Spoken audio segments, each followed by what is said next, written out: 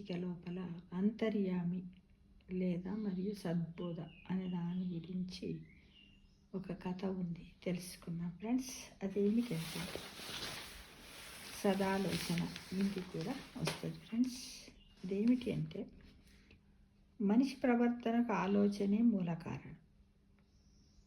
మంచి చెడు ఏది చేయాలన్నా దానికి ప్రేరణ స్వీయ ఆలోచనే, అంటే మన సొంత ఆలోచన. అందుకే ఆరోగ్యకరమైన ఆలోచనల కోసము మనస్సు నిరంతరం పరిశుద్ధంగా ఉంచుకోవాలి.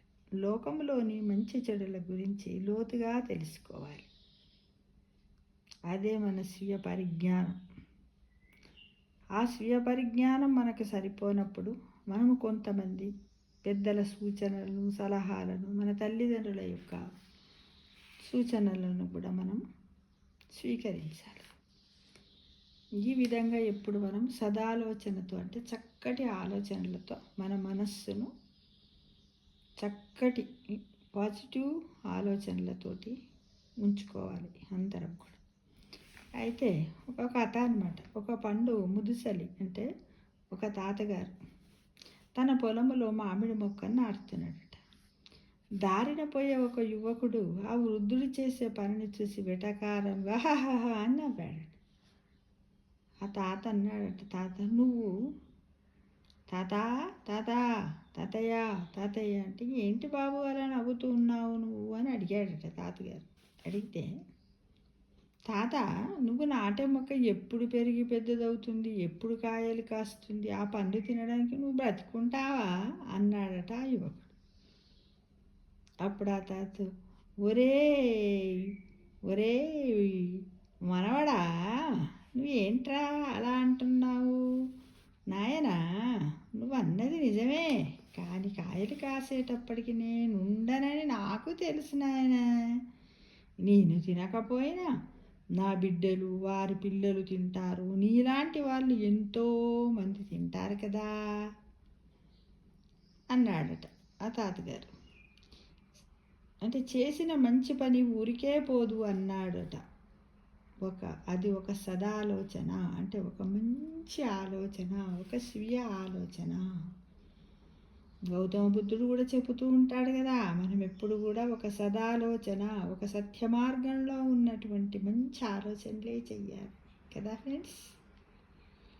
ఒక మంచి ఆలోచన భవిష్యత్తులో కొన్ని తరాలకు మేలు చేస్తుంది. 1000 సంవత్సరాల క్రితమే బాటసారులకు స్వేద తీర్చడానికి రోడ్లకు ఇరువైపులా అశోకుడు, మౌర్య సామ్రాజ్యంలో అశోకుడు మొక్కలను నాటించాడని కూడా మనము చిన్నప్పుడు పాఠాలలో చాలా వరకు చదువుకున్నాం. కానీ చదువుకున్న వాళ్ళందరూ ఇప్పుడు చెట్లను నాటుతున్నారా అంటే లేదు, ఎప్పుడో మర్చిపోయారు. ఎలా?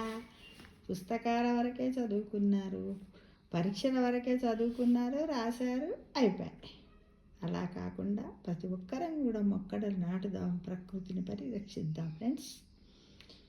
అయితే చెడు ఆలోచనలు మనిషిని అతలాకుతలం చేస్తాయి, వేదనకు గురి చేస్తాయి. చెడ్డవారి పనులు లోకం లోపల ముళ్ళలాంటి ఇతరులను చాలా బాధిస్తాయి, అపకీర్తి పాలు కూడా చేస్తాయి. మంచి ఆలోచనలు గల మనిషి మనస్సు విరబూసిన కలవలతో నిండిన సరస్సులా ఉంటుంది. అతడు చేసేవి సత్కార్యాలైనా సఫలమవుతాయి, అందరి మన్ననలు లభిస్తాయి. ధర్మ దీక్ష తీసుకున్న రాహులుడికి బుద్ధుడు సదాలోచనల గురించి బోధించాడు. ఏమని? రాహులా, ఒక చెట్టు మీద అనేక పక్షులు వాలి మళ్ళీ ఎగిరిపోయినట్లు మన మనస్సుల్లో అనేక ఆలోచనలు పుట్టి నశిస్తూ ఉంటాయి. స్వార్థం వల్ల చెడు ఆలోచనలు ఉద్భవిస్తూ ఉంటాయి, అంటే పుట్టుకొస్తూ ఉంటాయి. అందుకే మంచివారితో మైత్రి వల్ల సదాలోచనలు పుడతాయి.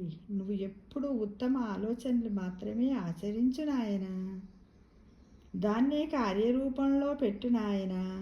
ఏదైనా పని చేసేటప్పుడు ఆ పనికి సంబంధించిన మంచి చెడులను విచక్షణతో పరిశీలించు. అజ్ఞానంతో చెడ్డ పని చేస్తే మరోసారి ఆ పని చెయ్యకు అని చెప్పాడు. ఒక పని తాలూకు ఫలితాన్ని ముందే ఊహించి తదనుగుణంగా నిర్ణయం తీసుకోవడం ఉత్తమము నాయనా. లౌకిక జీవనములో సమస్త కర్మలకు ఆలోచన విధానమే మూలము అని మనము గ్రహించుకోవాలి మిత్రమా.